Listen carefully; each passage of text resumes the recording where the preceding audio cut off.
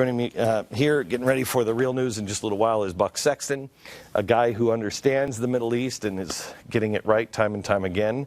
Tell me what the latest is in the Middle East. Syria has turned into a launch pad now for global jihad. They haven't launched cross-border attacks yet, really, beyond what you could say would be sort of the Iraq-Syria theater of operations now, but it's combined. So all these insurgents, all these avowed jihadist al-Qaeda guys from Iraq, including the hundreds, by the way, who were just released from prison, just released from Abu Ghraib, those are some of the worst.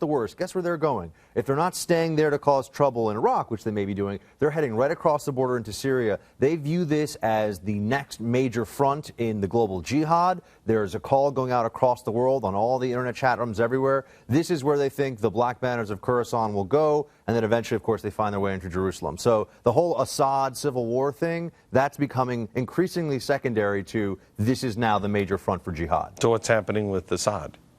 Assad is trying to hold on as best he can. I think the most likely situation is that at some point, right now people are saying he has the momentum, but that will probably turn, especially as more and more of these foreign fighters from outside the region or from nearby Arab countries find their way into the conflict. Assad is really just one bad day away from a lot of this starting to turn against him militarily. They managed to get a couple of suicide bombers very close to his inner circle early on in the conflict. If they do something like that again, which I think they will at some point, then you may have Assad all of a sudden retreating to essentially the Mediterranean coast. This country gets split. Al-Qaeda doesn't need to run the whole country.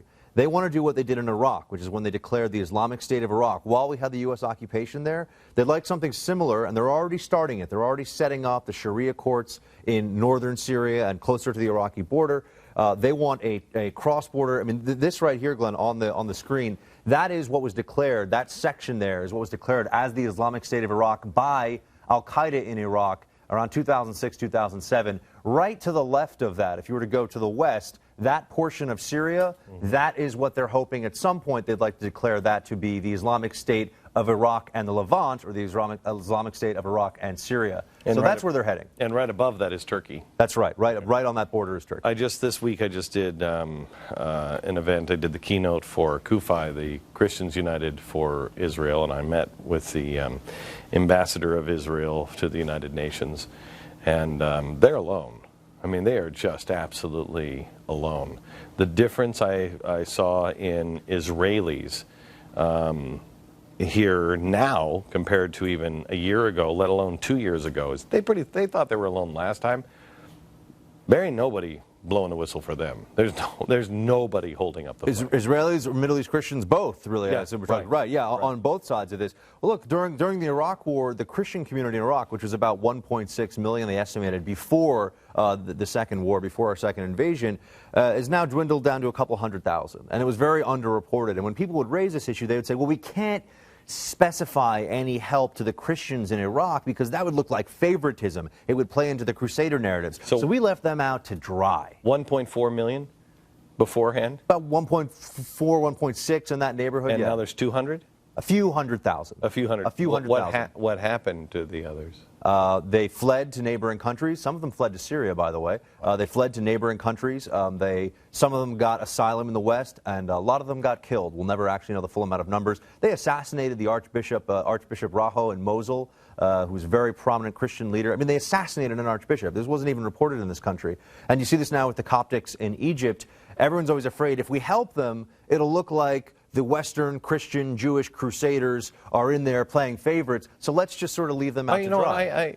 I don't believe that for a second. I don't believe that's our motivation. Well, we don't want to help them. I don't believe that for a second. That's the public excuse. Yeah, that is the excuse. We are on the wrong side. We are on the wrong side. I mean, I don't see our president standing up for Christians, unless you're a Christian like Jeremiah Wright. You're not going to stand up for Christians. He's telling Christians, like the Catholics, exactly how to live their lives. We're so on the wrong side that it's become apparent this administration doesn't really realize which side they're supposed to pretend they're on at this point. They've slowed delivery of F-16 fighter planes to this new interim Egyptian government, but they don't really want to cut it off entirely because then it will look like, oh, I guess it really was a coup, which we all know it was a coup. They're not even sure which side of this they're supposed to be playing at this point. There's a deadline looming. This thing could turn violent very quickly in Egypt. It's already as violent as it could possibly get, really, in Syria. This is what we're looking at, and we are nowhere to be found, Glenn. Hey, Billy Crystal. Not the funny one.